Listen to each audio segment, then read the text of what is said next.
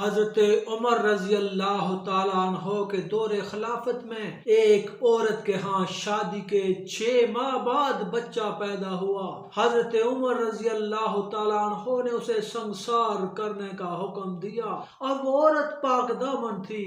क्या ये बच्चा नाजायज था और क्या इस औरत को संसार कर दिया गया? इस वाक़े को जानने के लिए इस वीडियो को आखिर तक जरूर देखें और हमारे चैनल वॉइस ऑफ मीज़ान को जरूर सब्सक्राइब करें। बिस्मिल्लाहिर्रहमानिर्रहीम। अस्सलाम वालेकुम। हजरत उमर रजी अल्लाह ताला अन्हो के दौर में आपकी फौज के एक सिपाही ने अरब के कबीले की एक औरत से शादी कर ली। औरत बहुत ही खूबसूरत और पाक दामन थी। शादी के 6 माह बाद उनके यहाँ बच्चा पैदा हुआ। जब उस शख्स ने देखा कि मेरे घर में 9 महीनों के बजाय 6 माह में बच्चा पैदा हुआ है, तो वो अपनी बीवी पर बदकारी का इल्जाम लगाने लगा और चीहो पुकार करने लगा। गुस्से से उसका खून खोलने लगा।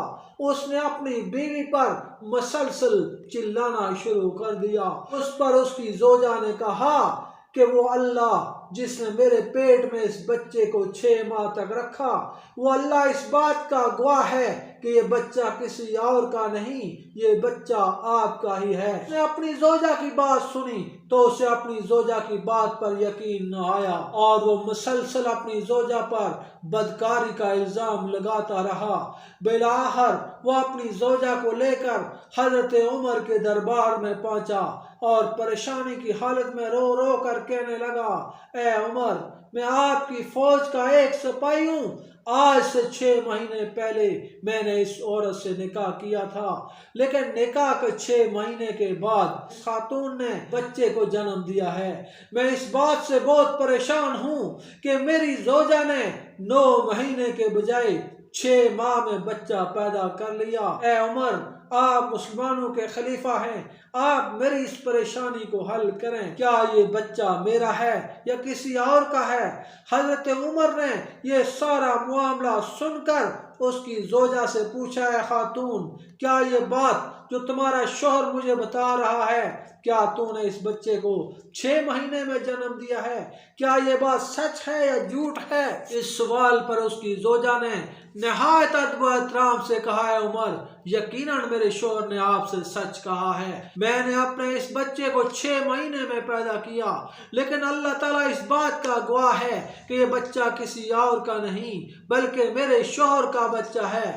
अरब में इस्लाम आने से पहले लोगों का ये उसूल था कि अगर किसी औरत को 6 महीनों में बच्चा पैदा होता तो वो लोग इस औरत और बच्चे को जमीन में जिंदा दफन कर देते थे।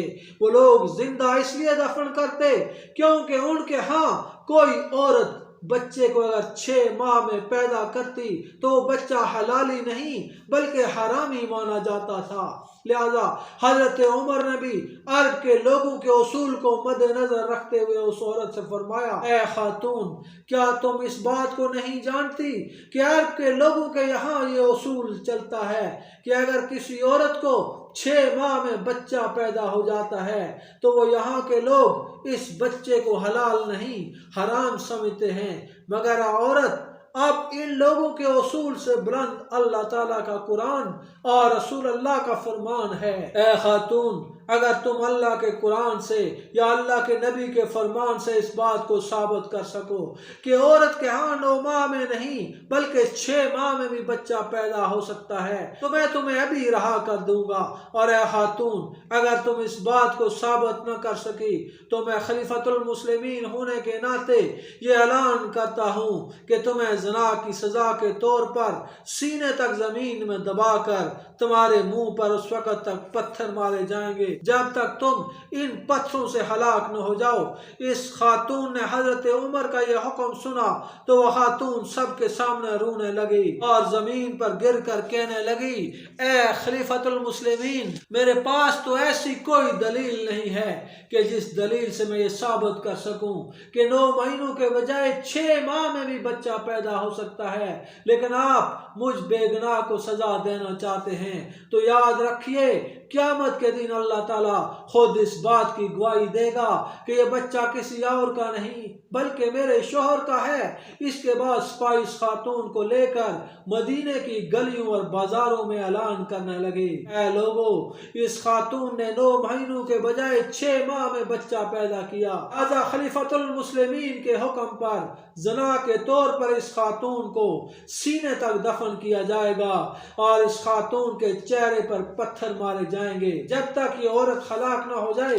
ऐ लोगों, इस खातून से इबरत हासिल करो ताकि तुम लोग भी बदकारी और इस तरह के कामों से बाज रह सको। जैसे ही इन सिपाहियों का ये ऐलान हजरत अली ने सुना तो आप इस खातून को लेकर हजरत उमर के दरबार में पहुंचे।